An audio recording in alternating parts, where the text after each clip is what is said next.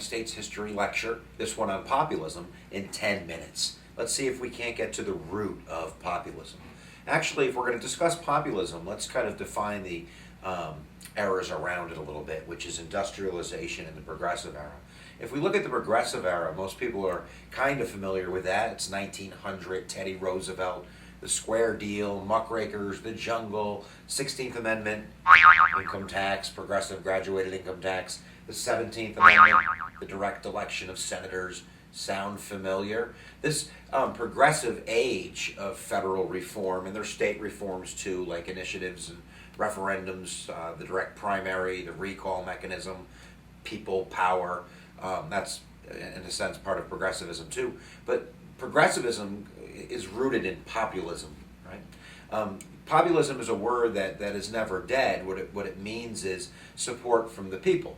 So you can say on the left you have populism, that might be the support that Obama found on the internet when he ran his presidential campaign. On the right we might see, some people might see the Tea Party as having elements of populism from the people. So populism isn't a liberal thing or a conservative thing, it is a people thing. So if we look at the progressive age, that comes from somewhere. The support for federal reform and all of those reforms we mentioned previously doesn't just kind of vaporize out of thin air. As I explain in class, all big change starts from the bottom up. It starts for the need or the demand of reform about some type of issue that people are facing. So populism is a direct response to the industrial age, and the effect on the federal level will be the progressive era. Populism is, in a sort, the elevator that brings us from the problems to the reform. We have a thesis in class we've said many times. Excuse me. Third parties never win, but they bring ideas that sometimes influence and get passed on the federal level. So populism, and we can actually say the founding of the Populist Party, which is the political party that is the example of populism at the turn of the century, is founded in 1891, right? Kind of as we kind of tailed of into the end of the 1800s. And populism is a marriage of reform-minded people in the cities and reform-minded people in the rural areas, in the farming areas. And it's actually kind of a bringing together of two reform avenues or different vehicles for reform. One of them was the Knights of Labor. The Knights of Labor, if you remember from class, 1869, was one of the first trade unions. And they were basically an unskilled labor union that really was reform-minded and had big goals like 8-hour days and the ending of child labor. And I see them as kind of the city element. Although the Knights of Labor, extends beyond cities. In a sense, that's the urban reform part of the Populist Party. And then on the other side, you have farmer alliances, like the Grange. I remember Little House on the Prairie. That's Pa or Charles, Mr. Ingalls. And I remember him going to Minneapolis to the Grange meeting. He was a farmer that felt as though the railroads were abusing his meek stature, right? His lack of power by overcharging and really controlling that freight and that industry. So farmers pooled their resources together in the 1870s and 1880s and formed institutions like the Grange, which they felt kind of by pooling their resources they could compete with railroads and with the big boys, with shipping companies.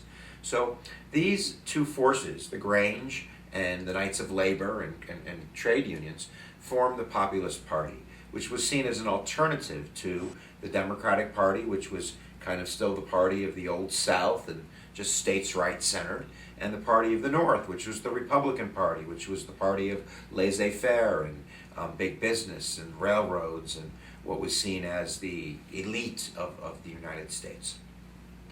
So here's the party platform, all right? You're going to see elements of this, or you should hear elements of this that we previously mentioned, because third parties never win. The Populist Party's never going to win a presidential election, but they're going to bring good ideas. And just to preface that, they did win U.S. Senate seats, and I think 1892 they won 4 states in the Electoral College. In 1896 they were They were quite competitive before they kind of died out. We'll explain that in a minute. But here's basically what they want. They want public ownership of the railroads and transportation industries, utility companies, industries that serve the public good. And this idea might sound socialistic today, but when we think about it, the post office is owned by the federal government, right? The mail, in a sense. And we have other parts of our lives that are kind of owned by the federal government.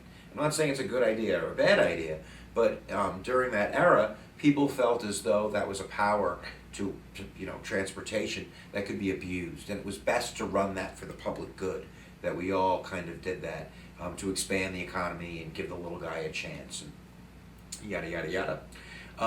Other reforms that they wanted the silver standard.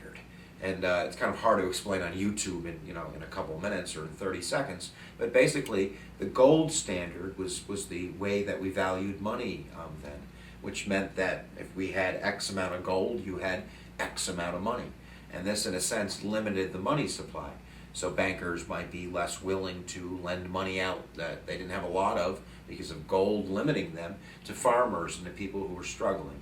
So the Populist Party asked for the silver standard. And they felt by expanding the monetary supply that this would give more people an opportunity to take loans out and to improve their lives. What else did they want, Mr. Hughes? Well, I'll tell you. They wanted the abolition of the National Bank.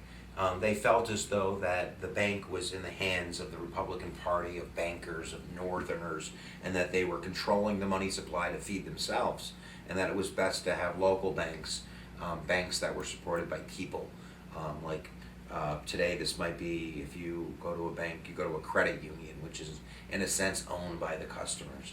And again, some of this might sound socialistic, but this is the reforms that they were asking for in response to very tough conditions in the industrial age: monopolization, trust, big business, and really the lacking of a middle class. So there was very poor people and very rich people, and I think that led poor people to demand big change. And what we're going to get is moderate change.